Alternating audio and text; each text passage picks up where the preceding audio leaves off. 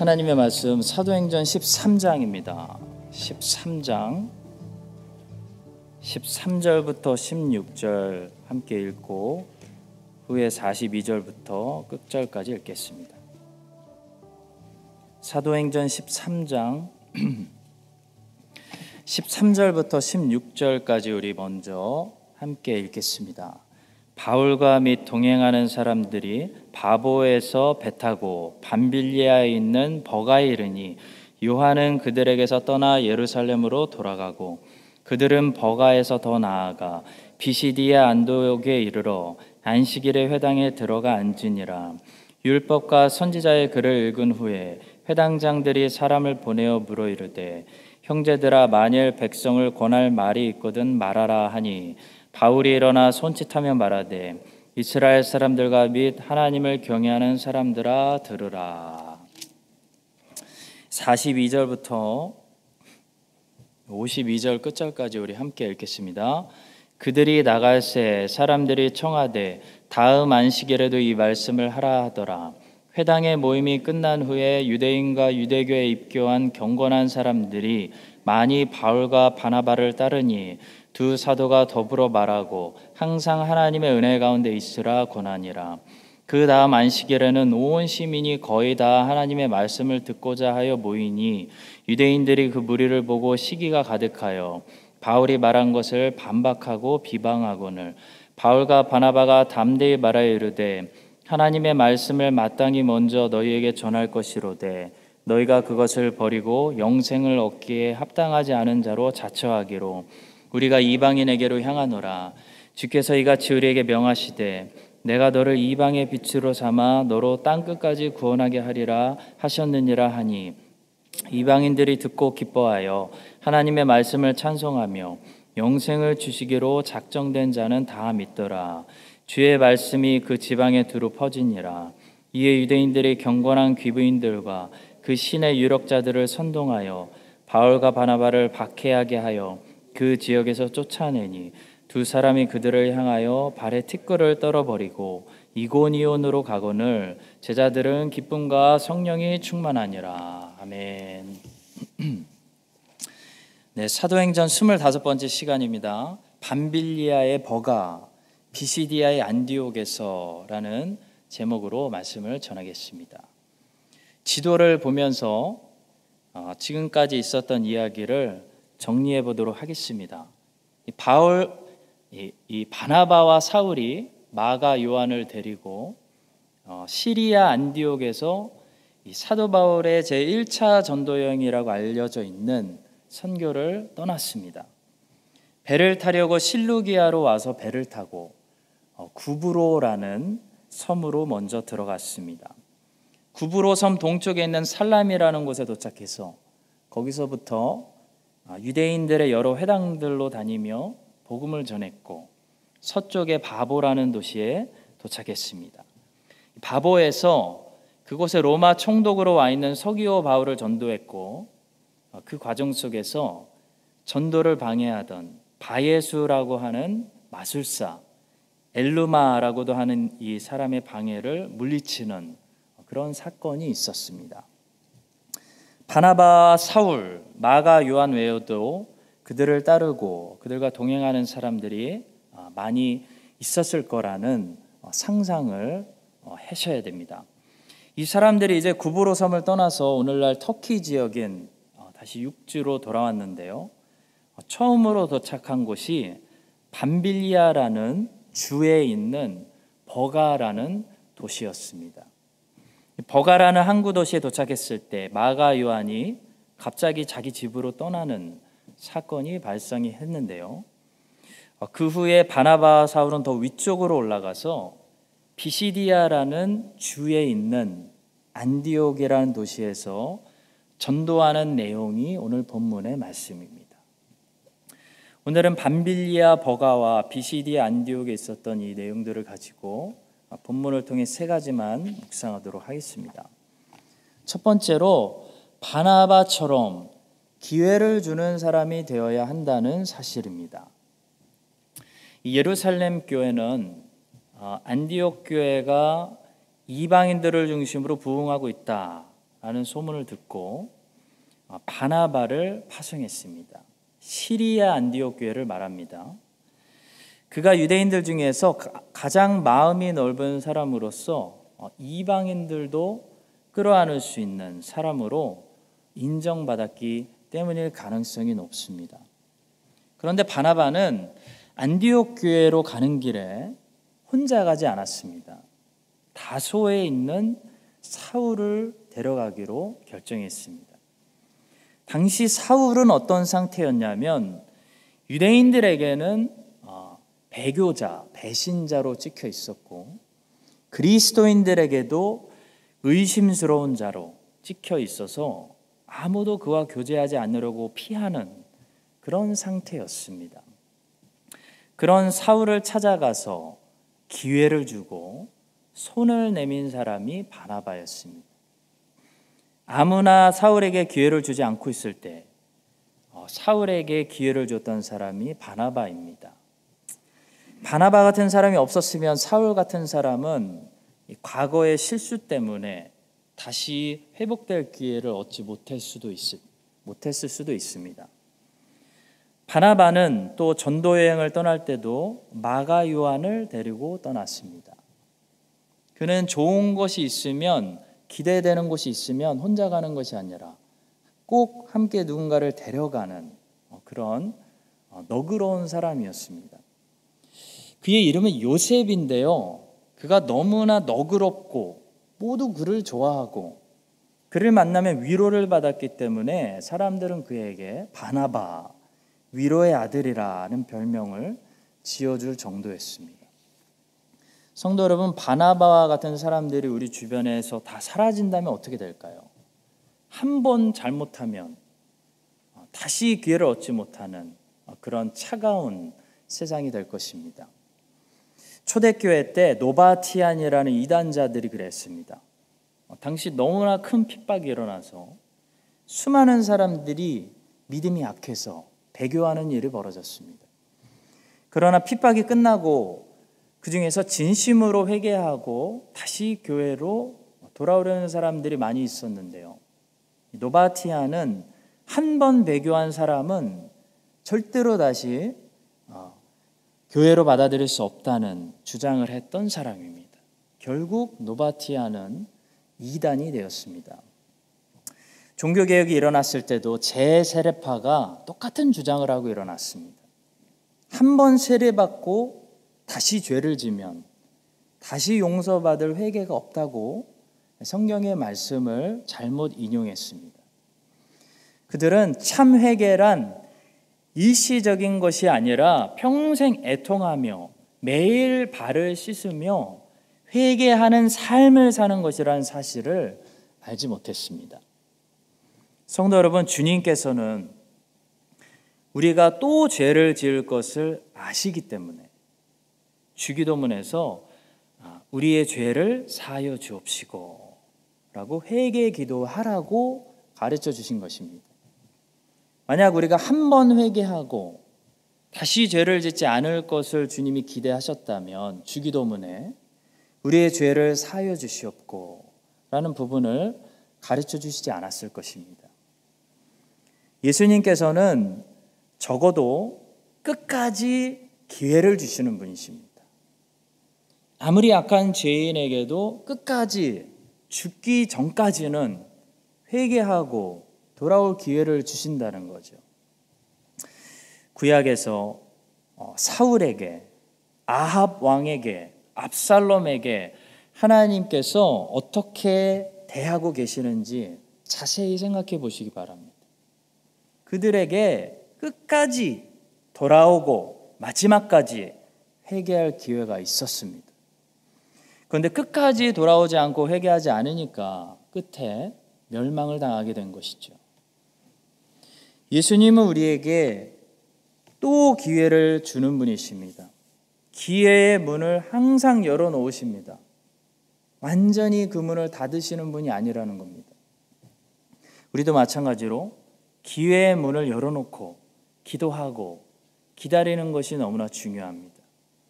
기회를 다 차단시키면 안 됩니다. 아무리 사울같이 과거의 교회를 핍박하고 잘못한 사람이 있을지라도 그들이 호흡이 끊어지지 않는 이상 다시 돌아올 길은 열어줘야 한다는 것입니다. 그 회복의 기회를 다 차단시켜버리면 사람은 정말 악해질 수 있습니다.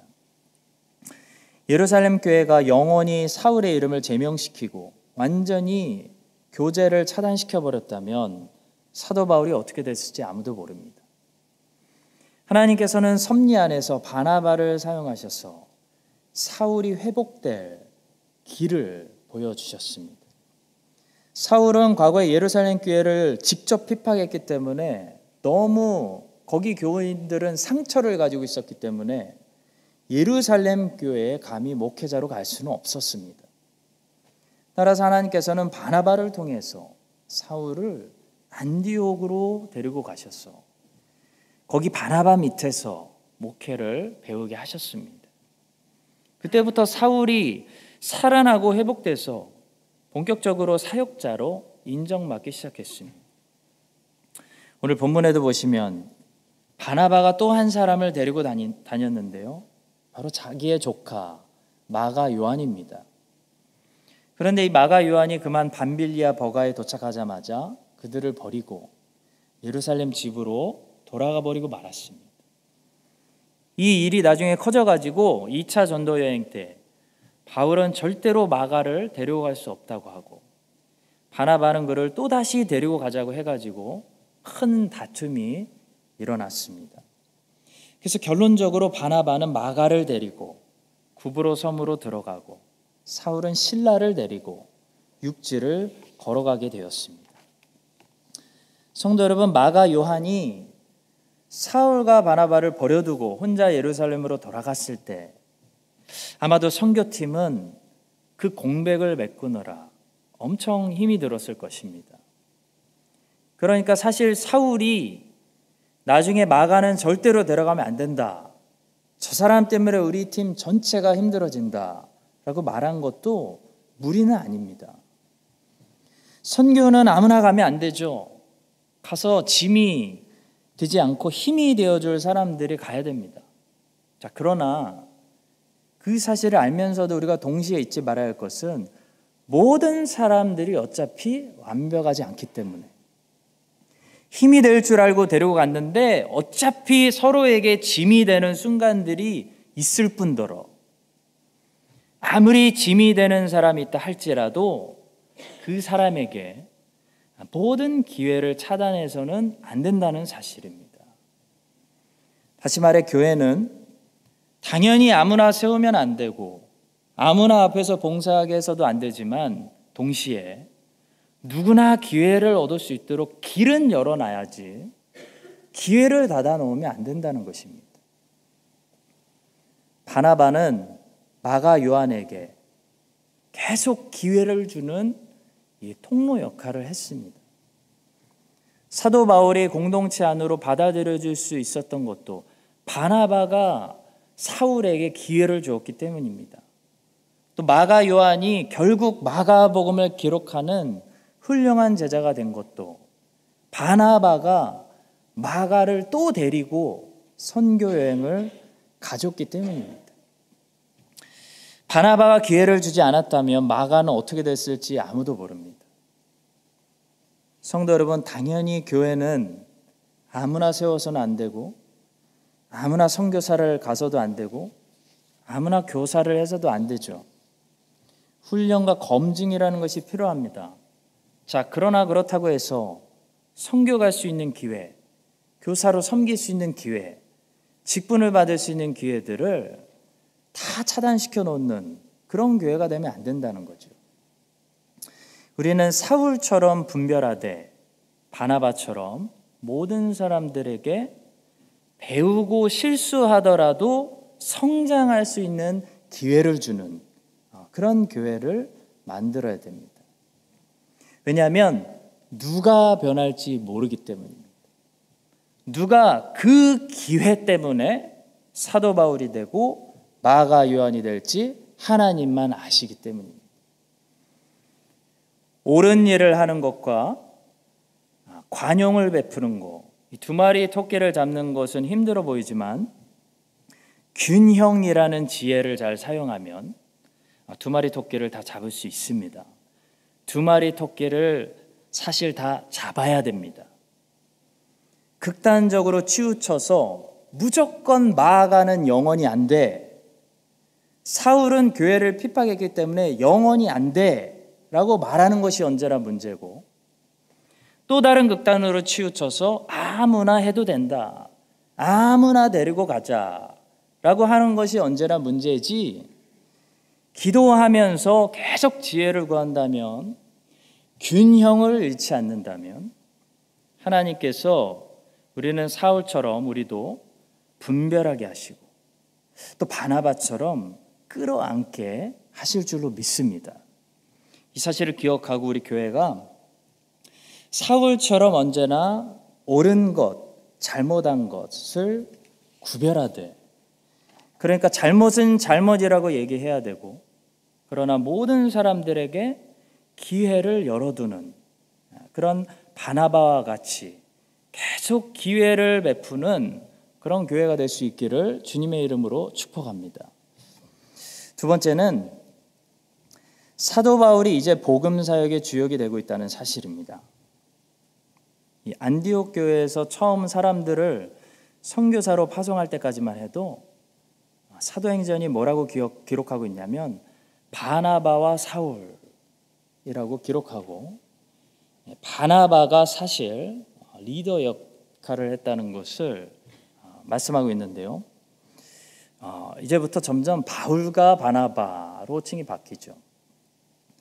구브로 섬에서부터 이 사울의 호칭이 바뀌었습니다. 사울이 바울로 바뀌면서 이제부터는 바나바와 사울이 아니라 바울과 바나바, 아니면 바울과 및 동행하는 사람들로 바울이 사역의 점점 중심이 되고 있다는 것을 보게 됩니다. 여기에 아주 중요한 이유가 있습니다. 바울이 이제 점점 앞으로 나올 수밖에 없는 이유가 있습니다. 바로 복음 때문입니다.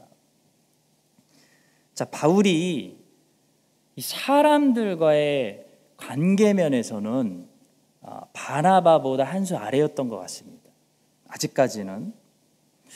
자, 바울은 아직 이 특별한 은사가 있는 바나바처럼 포용력이 넓지도 않고 관용을 베푸는 일에 서툴렀던 것 같습니다.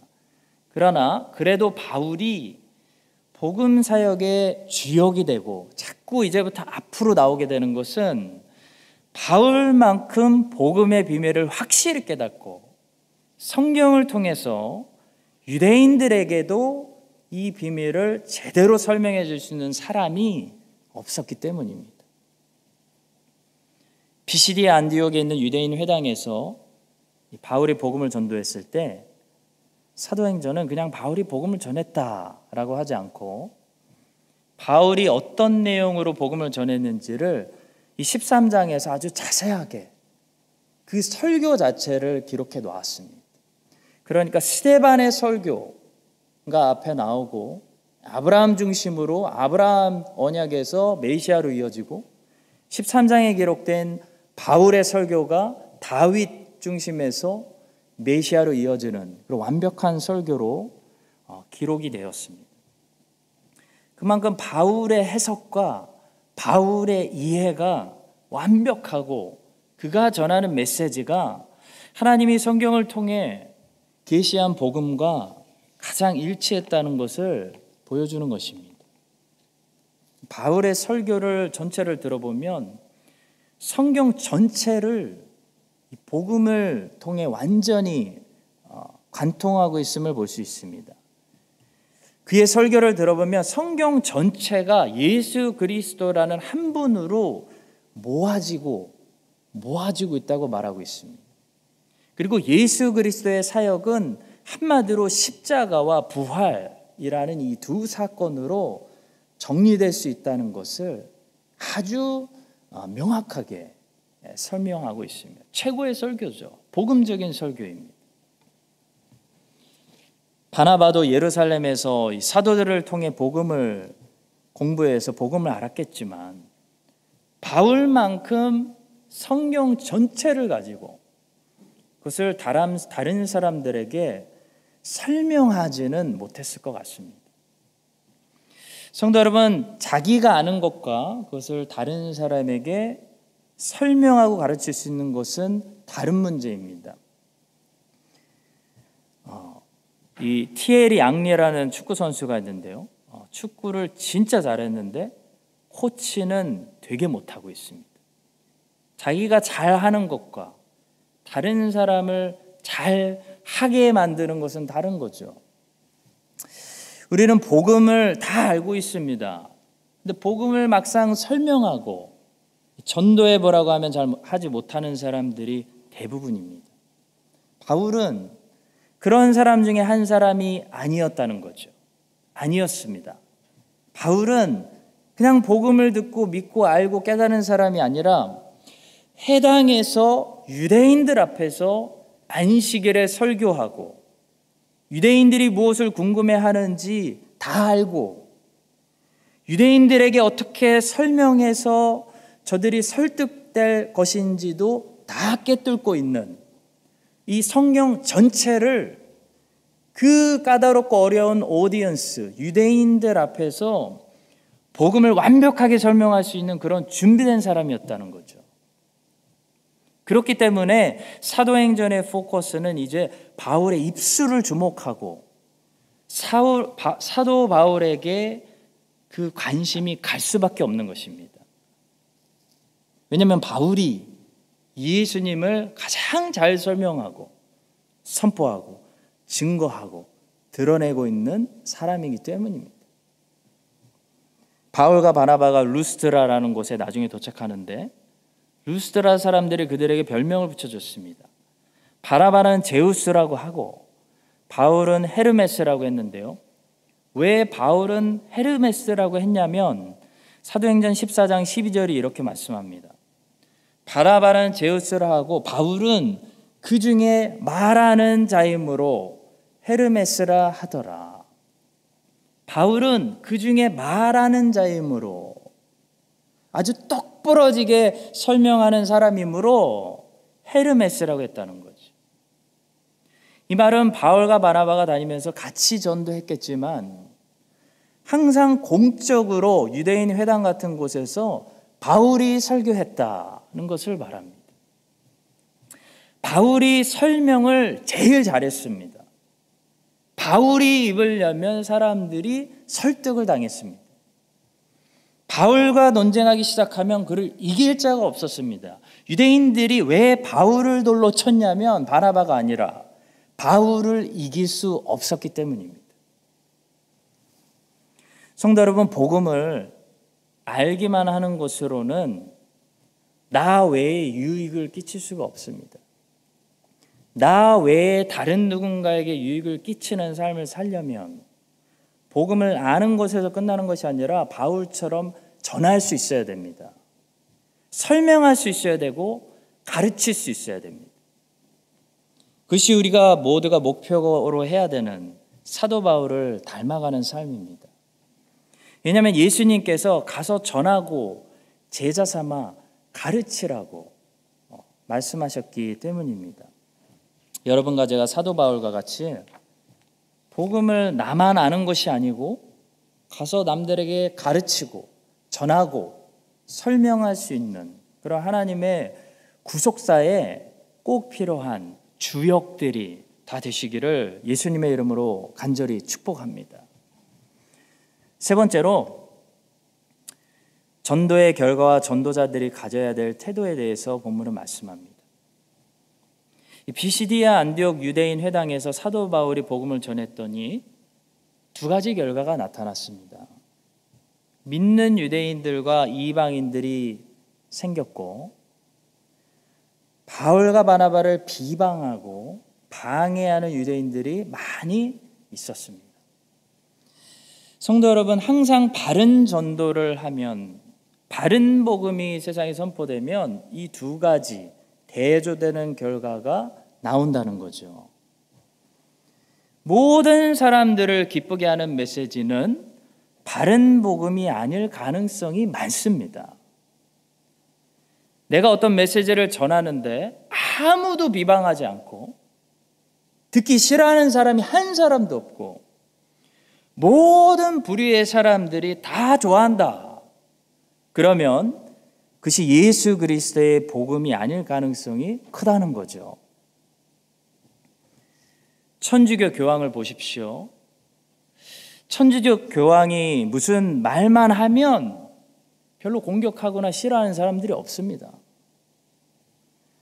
얼마 전에 어떤 영상을 봤습니다. 어떤 남자아이가 울면서 자기 아빠는 살아생전에 예수님을 안 믿고 죽었는데 지금 내 아빠가 지옥에 갔을까요? 아주 단도직입적으로 곤란한 질문을 천주교 교황에게 공식적인 자리에서 물었습니다. 교황이 뭐라고 대답했을까요? 하나님은 내 아빠를 사랑하셔서 지옥으로 보내지 않으셨단다. 아빠는 천국에 가셨어. 하면서 아이를 안아주고 잘 달래주었습니다. 그 영상을 보고 모든 사람들이 뭐라고 했냐면요. 역시 교황은 멋지다. 마음이 넓다. 참 감동적이다. 그런 댓글을 남기는 것을 봤습니다. 성도 여러분, 바울은 지금 비시디의 안디옥 회당에서 모든 사람들이 기뻐하는 메시지를 전한 것이 아닙니다. 유대인들이 듣기 굉장히 거북스러운 메시지를 전했습니다. 그래서 실제로 이때부터 바울을 미워하는 유대인들이 그룹을 형성하기 시작했습니다. 그리고 바울을 비방하고 방해하고 옆 동네까지 줄줄 따라오다가 옆 동네 루스트라에 가서 결국 바울을 돌로 쳤습니다. 성도 여러분, 천주교 교황은 거짓말을 했습니다. 예수를 안 믿고 죽으면 지옥 갑니다. 슬픈, 너무나 아픈 현실이지만 진리입니다. 어쩔 수 없는 사실입니다. 진리를 선포되면 돌을 던지는 사람들이 나타나게 됩니다. 그래서 복음 전도자들은 돌 맞을 준비를 해야 되는 거죠. 예수님에게 돌 던지라고 했고, 스데반에게 돌 던졌고, 바울에게 돌 던졌습니다.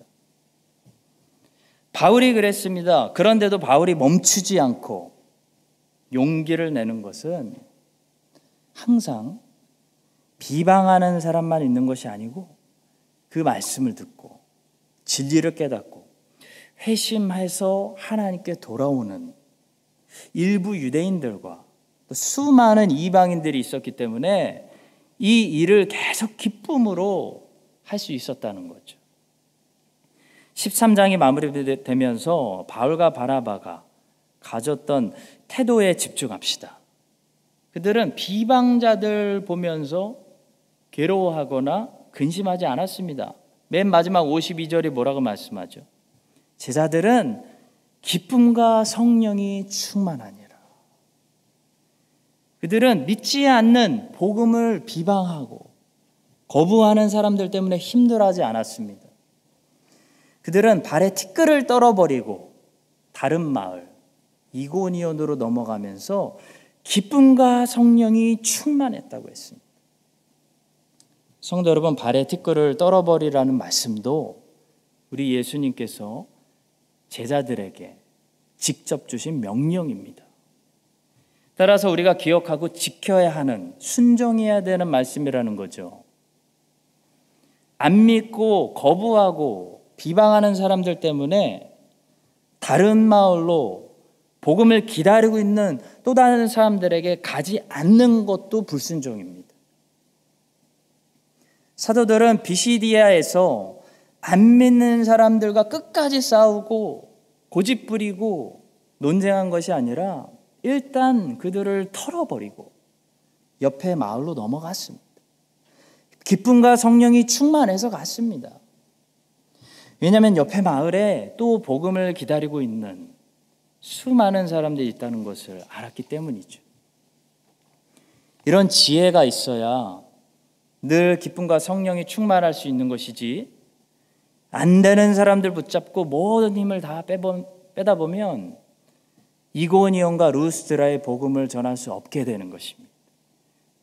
사랑하는 성도 여러분, 48절에 보시면 영생을 주시기로 작정된 자는 다 믿더라 라는 말씀처럼 믿음은 하나님이 주시기로 작정된 사람들만 가질 수 있는 것이지, 우리가 노력한다고 해서 이 사람은 제발 좀 믿었으면 좋겠다 애쓴다고 해서 그 사람이 억지로 믿을 수 있는 것이 아닙니다.